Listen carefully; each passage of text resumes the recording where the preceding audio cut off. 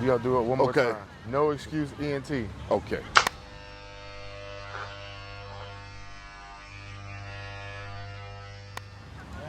What's up, world? It's your boss, International Zoe. I just want to let y'all know this is our fourth take. No one take hold this time. We're in Rio de Janeiro, Copacabana Beach. I'm here with my brother Rob from No Excuse Ent. Yes, sir. Yes, sir. How you doing today, brother? Good, man. How about yourself? I'm great, thank you. Where you from? Well, I'm originally from Milwaukee. I moved around a little bit, but I'm based in Philadelphia right now. Okay, Philly. How long you been in Philly? About 8 years. 8 years. Okay. What? So, do you feel yourself to be from Philly or Milwaukee? Always feel myself to be from Milwaukee. Man. Milwaukee. You know what I mean? I don't know much about Milwaukee. How was life growing up in Milwaukee? I mean, it was rough. I mean, Milwaukee is like outside of Chicago. You know what I mean? So, you know what I mean? We kind of have spillover crime from that city. You know what I mean? Blacks kind of, you know, go through it just like any other Midwest city. So, you know what I mean? It was a hard knock life growing up in Milwaukee for sure. Cool. They look like they're gonna start that generator. If they start that generator, we gotta move again. So let's get to it. Growing up in Milwaukee, what did you do growing up there? School? Did you play sports? Did you go to college? Tell me a little bit about that. Yeah, so I played basketball, ran track. I went to a D1 for basketball at Wisconsin Green Bay for a semester as a walk-on.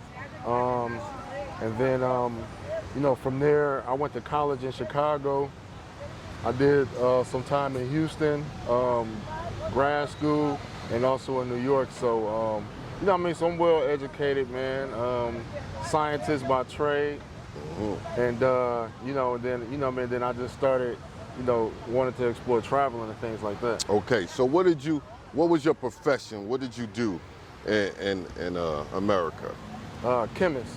A chemist. Yeah. So you worked at a lab. Did you work at a lab that, what kind of things? 'Cause my niece is a chemist, but she Yeah. works on fragrances and perfumes and stuff like that. What did you work on as a chemist? Mainly quality control. So, I mean, it was all type of products. I worked in the oil and gas industry, cleaning products industry. So mainly, and right now, recently, pharmaceutical industry. Okay, pharmaceutical. So you making sure everything is passing code, Yeah, pretty much. yeah. Okay. What inspired you to travel? And what inspired me to travel, man, be honest, man. So, you know, I was kind of getting that fatigue of relationships and things of that nature in the U.S. You know, I was starting to see the BS. Hold on, we're going gonna ask around. that question again. All right. Obrigado. So, brother, pardon the interruption. What inspired you to travel? So what inspired me to travel, you know, I was going through the motions that a lot of brothers complain about in the U.S. with our women.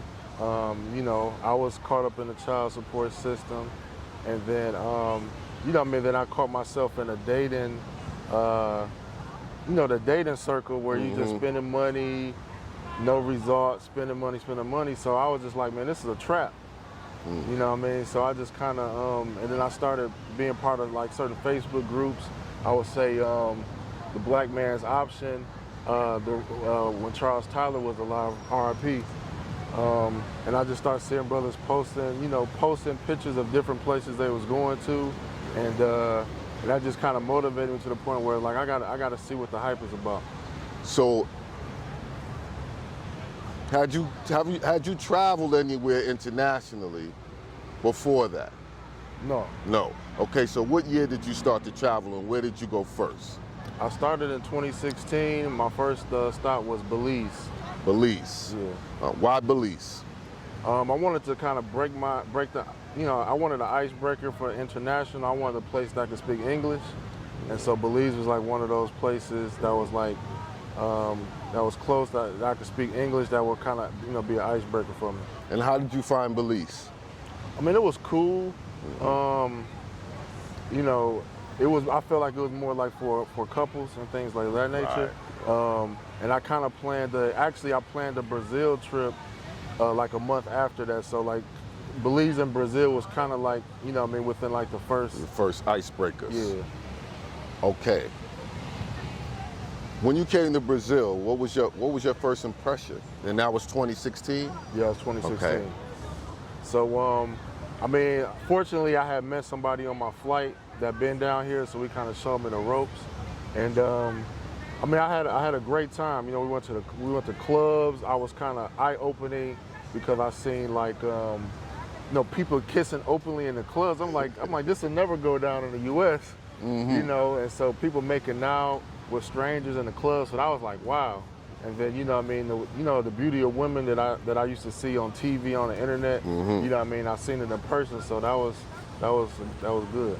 So do you think after your visit to Brazil, you were hooked and you knew that this was something you was going to continue to keep doing? Yeah, I mean, definitely. You know, obviously, you know, a lot of guys in the travel groups. You know, you see more content on like DR, for example, things like that. So I was like, man, I got to make my rounds to the Africa diaspora, because that was pretty much my goal. Because I mean, I love black women, but you know, I want to see black women outside of the U.S. So Brazil was known for having slaves, DR, and then eventually Colombia, so forth. You mentioned Africa. Not a lot of brothers venture out into Africa. Some have, but not as much as they're visiting some of the closer countries, I would guess say, Central America and South America. What drew you to Africa, and how many countries had you been to in Africa? So what drew me to Africa, man, just curiosity. You know, I like our women, our curves, our shapes. And a lot of people were saying, man, the type of women you like, you know, you might need to check out South Africa or West Africa. So, you know, I have an investment mind. So there's only 4 countries in Africa right now that allow foreigners to buy land outright. And those are which ones? South Africa, Botswana, Namibia, and Zimbabwe. So I was like, okay, I'm gonna check out South Africa. And then on some cultural stuff, I went to Ethiopia. Okay. Tell us about South Africa and then Ethiopia. Okay. So my overall experience with South Africa, like, you know, it became like my favorite place now. I went to 3 cities: Johannesburg, Cape Town, and Durban. So Johannesburg, you know what I mean, has a lot of, I think it's the biggest city now, metropolitan wide. Okay. And the women, you know, they have a lot of beautiful women. The only downside with Johannesburg is like there's a lot of crime. You know, that's what I heard. In my inner circle, I would say 1 out of every 2 guys I had an issue as far as either getting robbed or a place being broken into. So you know, nothing happened to me, but you know what I mean, that's just probability right there. And then you have to deal with the weather seasons in Johannesburg, because it could be cold. It's cold parts of the year and warm parts of the year. Cape Town was a little bit more, I felt a little bit more bougie. It reminded me of like a Washington, D.C. feel. The women there are, you know, they expect, you know, when you go out, if you go out to dinner, well, to a club, you know what I mean, they expecting you to buy a bottle and stuff like that. So really, wow. They, you know, they really high class out there. High end. I'll be sure to skip that part. You know what I mean? But you gotta fly into one of those cities. So, but Durban was like my favorite city, man. I mean, it was more down to earth, had more like a down south feel compared to U.S. And everything looked nice. I didn't see one like negative element in Durban. You know, and I would say Durban was a place where I had the most interactions with women. Reception. Yeah. Okay. And tell us about Ethiopia. Ethiopia, man. I was surprised that it didn't meet my expectations on certain levels. Okay. Now, culturally, I mean, I went there for a lot of cultural stuff, religious stuff. You know, I went to like one of the oldest churches. Right. Got some information on like the history of Christianity, even Islam.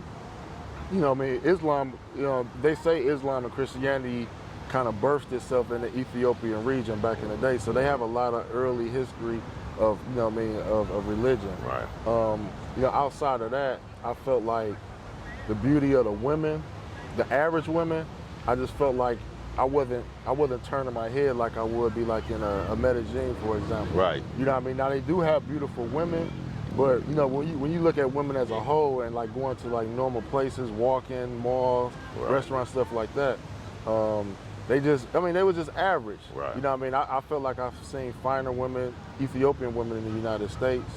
And then, you know, I don't know if I could, you know, I don't know what other things I could mention, you know what I mean? But, Obrigado. you know, there's certain things I would say intimacy-wise that a lot of them don't do, you know what I mean? Which was kind of like, it wouldn't be for me. Right. You know what I mean? And then I got pickpocketed out there too, so that was kind of, you know, that was crazy. So Ethiopia left a mid-range taste in your mouth. Yeah. You won't be back there no time soon. No time soon. Some guys love it though, so I, you know, you have to see for yourself. You know? Right. Roughly how many countries have you visited? Roughly. Can I just run through them real quick? Yeah. Okay.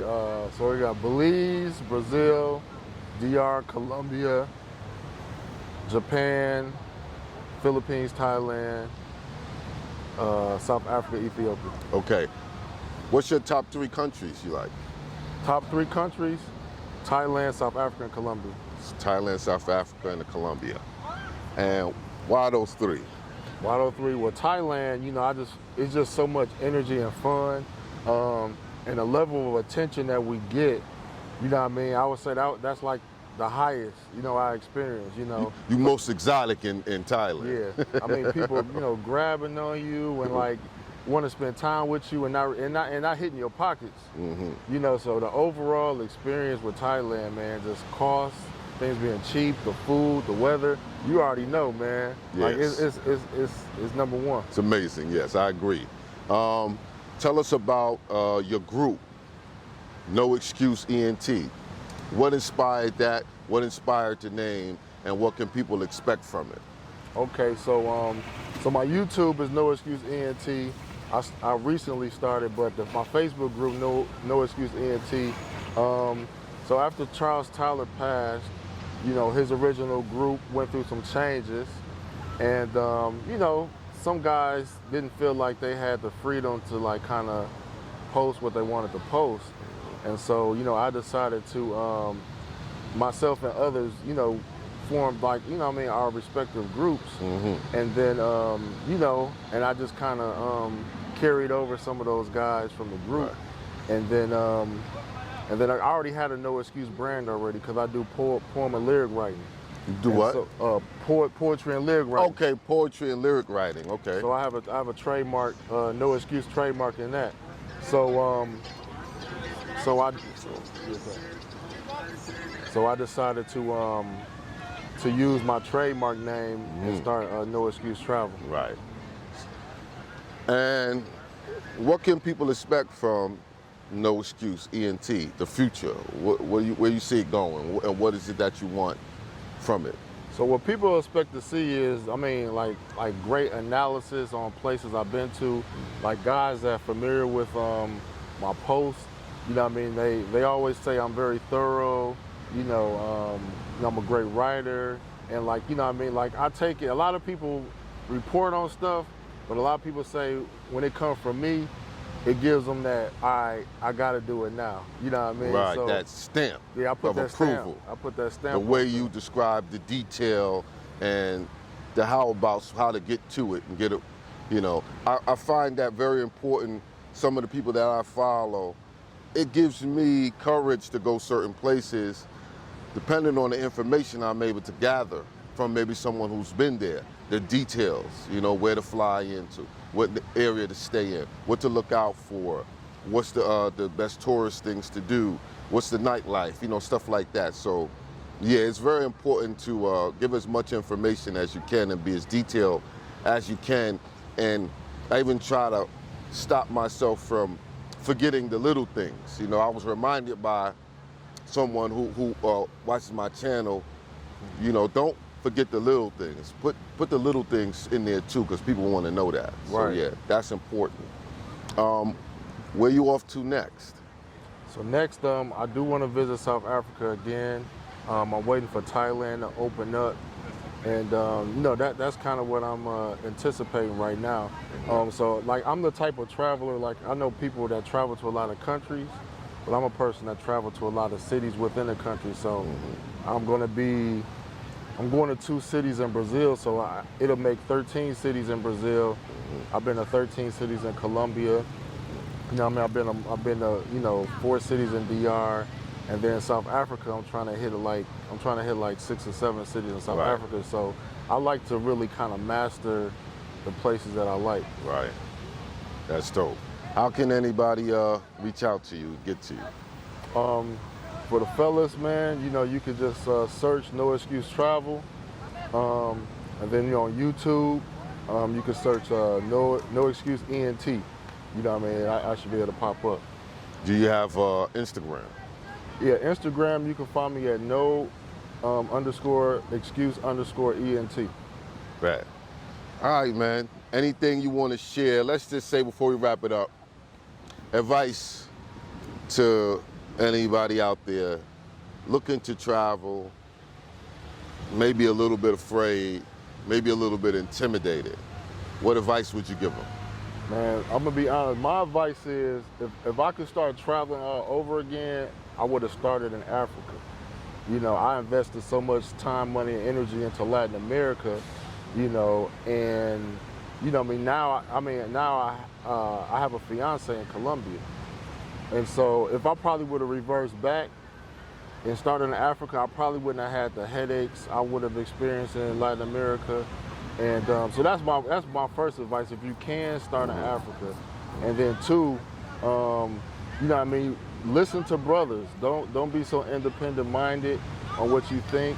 You know what I mean. We have these groups, these circles, and just read. You know what I mean. And then once you follow the roadmap, you can kind of venture off and do stuff on your own, man. But I want to tell people, man, Zoe, you know what I mean, stand-up guy, man. You know, he done came, hung out with the fellas, man. You know, some guys that's kind of big on YouTube, you never know if they might have time or kind of blow you off. But he been hanging out, man, multiple days, man. So, man, appreciate it, bro. It's my pleasure, man, to hang out with the brothers, man. I wish we were so unified back in the States, man.